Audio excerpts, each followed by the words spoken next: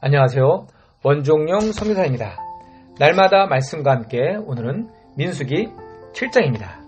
민수기 7장은 출애굽기 40장에 성막을 봉헌한 후 이스라엘 지도자들이 바친 예물을 상세히 기록하고 있습니다. 먼저 성막과 그 부속 기구들을 나르는데 필요한 수레 6개와 황소 12마리가 들어졌고 아주 거룩한 물건들은 고앗 자손이 직접 어깨로 날랐습니다. 그리고 12지파 지도자들이 순서대로 헌물을 합니다. 수레는 지도자 2사람이 한 대씩, 황소는 한 사람이 한 마리씩 들었는데 무거운 성물을 운반하는 모라리 자손에게는 2배의 수레와 황소가 주어졌습니다. 고앗 자손에게는 수레와 황소가 주어지지 않았습니다. 그들은 전적으로 어깨로 옮겨야 하는 책임이 주어졌기 때문입니다. 다른 물건들과 달리 거룩한 물건이기 때문에 직접 어깨로 지고 날라야 하는 고단하지만 거룩한 사명이 주어진 것입니다. 7장의 예물의 기록에서 보면 하나님이 어떻게 일하시는지 알 수 있습니다. 첫째, 7장 5절에 보면 하나님은 예물을 각자의 임무에 맞추어 레위 사람들에 주라고 말씀하고 있습니다. 하나님의 재정의 원칙을 보면 성도들은 사역자들에게 재물을 흘려보내고 사역자들은 하나님의 나라를 위하여 그 재물을 사용하고 있습니다. 즉 레위인은 하나님 나라의 모형인 성막에서 다른 지파들의 예물로 성막의 일을 담당하고 있는 것입니다. 둘째, 가장 거룩한 물건인 수레에 싣지 않고 직접 고앗 자손이 어깨로 메어 옮기도록 했다는 것입니다. 다윗 왕이 아비나답의 집에 있는 법궤를 옮길 때 아비나답의 2 아들 우사와 아효가 새 수레에 법궤를 싣고 나곤의 타작만을 지나갈 때 소들이 놀라 뛰는 바람에 법궤가 땅에 떨어지려자 우사가 손을 내밀어 법궤를 붙잡아 보았지만 하나님이 진노하셔서 그를 쳐 그 자리에서 죽게 한 사건이 있습니다. 광야 시대에 가장 거룩한 성물인 법궤는 고앗 자손이 직접 어깨로 메어 옮기도록 했듯이 우사와 아유는 마땅히 그 법궤를 어깨에 맸어야 했습니다. 그러나 그들은 블레셋 사람들처럼 수레에 실어 옮기려 했기 때문에 하나님께서 진노하신 것입니다.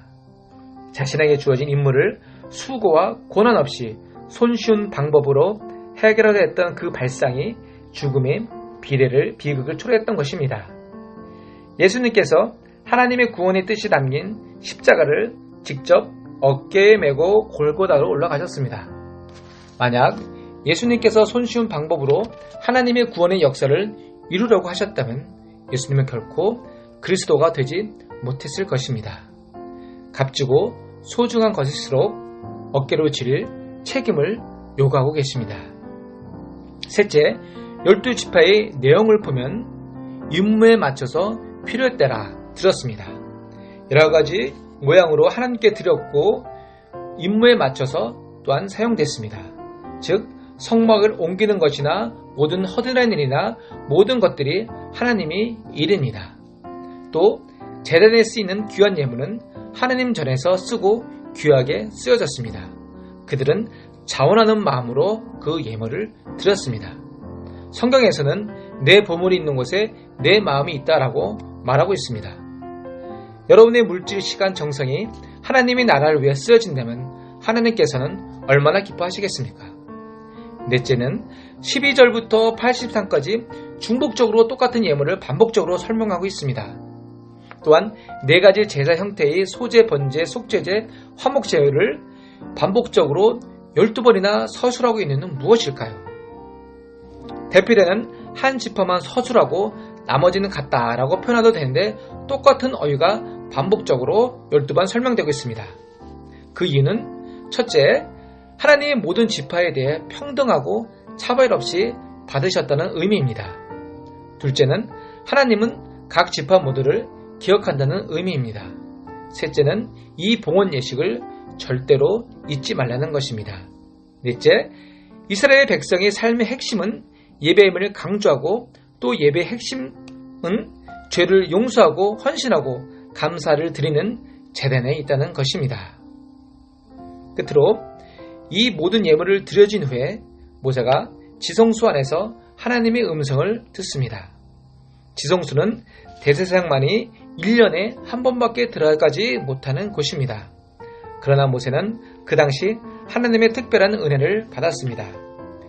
모세가 하나님의 음성을 들었다는 것은 12지파의 예물을 하나님이 흡족히 받았다는 것입니다. 사랑하는 성도 여러분, 우리는 지금 예수님의 보혈로 언제든지 하나님의 지성소에 들어갈 수 있고 성령님의 음성을 들을 수 있습니다. 위에 이스라엘 12지파처럼 순결한 마음으로 하나님께 예배하고 우리 귀한 것을 하나님께 드리면 하나님은 우리에게 말씀하시고 우리 안에 임재해 계십니다. 오늘 말씀, 증거계 위, 속죄소 위 두 그룹 사이에서 하나님은 말씀하십니다. 그 자리 속죄소가 바로 시은소입니다. 이 시은소란 은혜의 보좌, 인간의 죄를 덮어주는 장소입니다.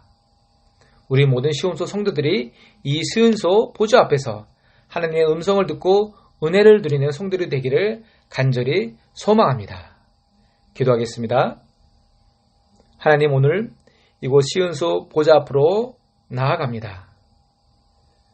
우리 삶이 하나님 앞에서 순결하고 깨끗해질 때 이곳 시은소 제단에서 하나님의 음성을 듣고 은혜를 누리는 하루가 되기를 기도합니다. 예수님의 이름으로 기도드렸습니다.